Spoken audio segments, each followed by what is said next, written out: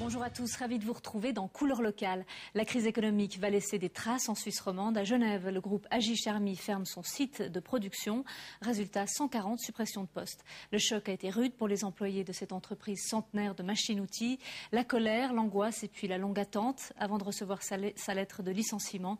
Géraldine Jacot a pu les suivre. Jour noir pour l'entreprise Agi Charmy.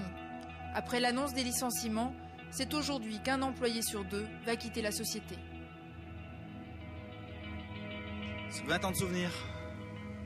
20 ans de souvenirs, voilà. Vous avez vidé votre bureau. Exactement. Je pars avec 3 mois de salaire en prime, vrai. C'est lamentable. C'est lamentable. C'est une honte. On est pris, je dirais qu'on est que des numéros et que, voilà, c'est tout. C'est vraiment très dur. Moi-même, j'ai été licenciée ce matin, donc je l'ai plutôt très amère. Et c'est dur de penser qu'au bout de 20 ans d'entreprise, on ne sera plus là. Agi Charmy. Son origine remonte à la société industrielle Steb & Compagnie, fondée en 1861 à Genève. Près d'un siècle plus tard, le groupe schaffhausois Georg Fischer achète ce fleuron de l'industrie genevoise et l'associe à la société tessinoise Agi, à Lausanne. Agi Charmy est né. En 2008, ce sont plus de 3000 collaborateurs en Suisse, aux États-Unis ou encore en Chine. Un chiffre d'affaires de plus d'1 milliard de francs. La société fournit plus du quart du marché mondial des machines-outils à électroérosion. Mais voilà, la crise fait son apparition. Notre chiffre d'affaires a baissé de 75% en ce qui concerne les usines en Suisse, donc celle de Meyrin et celle de Lausanne.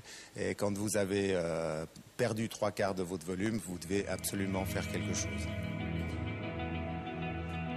C'est le grand choc. La direction a tranché. Le site de production genevoise sera fermé d'ici 2010. L'ensemble de la fabrication partira à Lausanne, au Tessin. C'est la deuxième vague de licenciements en quelques mois. On n'a pas de nom, on a simplement le chiffre. 168 personnes.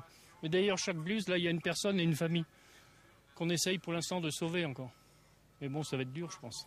C'est en négociation, quoi. Une hécatombe.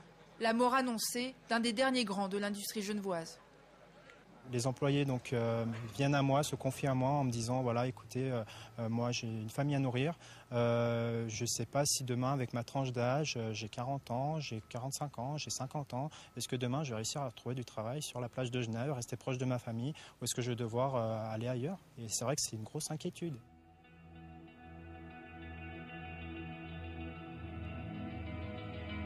On est un petit peu déçus quand même parce que les discussions n'avancent pas beaucoup. Et puis on se rend compte que les licenciements sont inéluctables en fait. Sur fond d'élections genevoises et de propagande antifrontalier, les employés d'Agi Charmy manifestent dans un dernier sursaut.